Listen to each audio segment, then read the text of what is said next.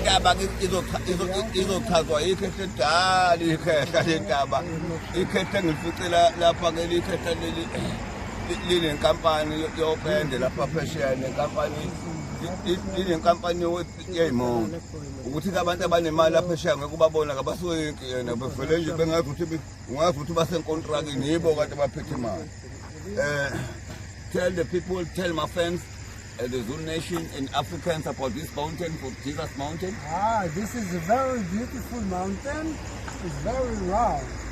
Long time ago, Jesus came here with his disciples. And they were climbing, going up there.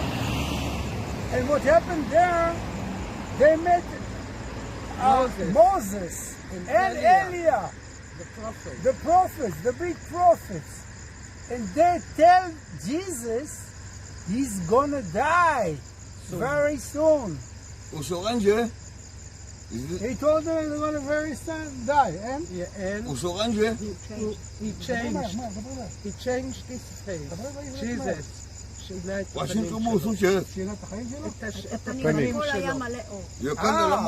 after Moses and Eliah told Jesus he's gonna die, Jesus changed his face. Changed his face, he became light. Yes. Full of light. Full of light. Yes. This is the story of this big mountain. From Israel to the Zulu nation. Zulu nation, thank you.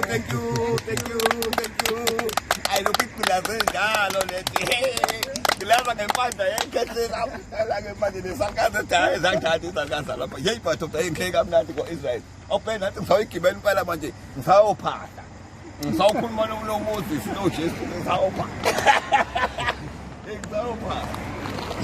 bafowethu bye ma South African bye I'm going now awubheke nje manje buka nje manje ephesheya sekusile manje sesiyavuka kodwa kuthandele lapha eSouth Africa angazi ngempela ngoba ikhathi ziyaphambana senze ngaxabana nabasekhaya bathi kangibafuni kade ngisebenza kuze kuyebonga kakhulu professor bafowethu ngiyajabula ukuba nani namhlanje ngentabeni enkulu iThabo Mountain le nkaba ke esazi ukuthi nomlando ngisho eBhayibhelini ngiyabonga inkosi ngibusise ibe nani nina besilo namakhosi wonke ohlanga ngimthanda nonke lamakhosi engwakhele onke ekhaya kwaZulu